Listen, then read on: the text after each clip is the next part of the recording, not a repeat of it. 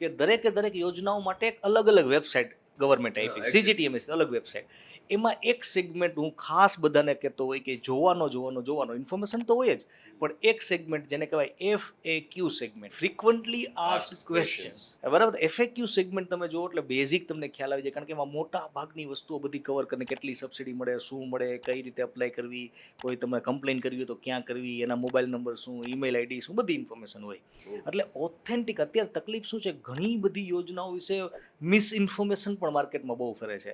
Even કેટલી બધી fraudulent website પણ છે કે જેમાં તમને એમ કે CGTMS માટે અહીંયા અપ્લાય કરો, ત્યાં અપ્લાય કરો એટલે તમારો મોબાઈલ નંબર ડેટા આવી જાય ને કેટલા બધા લોકો સાથે ફ્રોડ થતું હોય. એટલે ગવર્મેન્ટની જે ઓથેન્ટિક વેબસાઇટ, ત્યાંથી જ એમને ઇન્ફોર્મેશન જો એ પર્ટિક્યુલર યોજનાની અપ્લાય કરવાની જો વાત આવે ને તો ત્યાંથી લેવી જોઈએ. આ ઉપરાંત તેમને પ્રોએક્ટિવલી એવા લોકો સાથે કનેક્ટ રહેવું જોઈએ કે જે આ માહિતી, માનો ફોર એક્ઝામ્પલ તમને કહું ને કે અત્યારે ઘણા બધા એવા લોકો છે, ઇવન ઇન્ફ્લુઅન્સર્સની વાત કરીએ, ઘણા બધા લોકો એવા છે કે જે આ પર્ટિક્યુલર યોજનાઓને લોકો સુધી પહોંચાડે છે. ફોર એક્ઝામ્પલ અમારું ગ્રુપ છે, તો અમે કોઈ અમારી સાથે કનેક્ટેડ હોય તો અમે એક વસ્તુ એન્શ્યોર કરાવી શકીએ કે ભાઈ મિસ નહીં કરે કાંઈ. એનો મતલબ એમ નથી કહેતા કે અમે કાંઈ પ્રાઉડ કે એવો કંઈ ઓલો આપણે ફાકો હોય કે ભાઈ એવું ન જ થાય, પણ આપણે એવી ટ્રાય કરતા હોય કે ભાઈ લોકોને સાચી માહિતી મળે. તો આ ઉપરાંત યુટ્યુબમાં પણ આની ક્વોલિટી ઇન્ફોર્મેશન ઘણી બધી મળે. યુટ્યુબમાં ખાસ તમારે એ જોવું જોઈએ કે યુટ્યુબમાં અત્યારે કેવું છે, ગમે એ વ્યક્તિ આવીને વિડીયો બનાવી નાખે, બરાબર.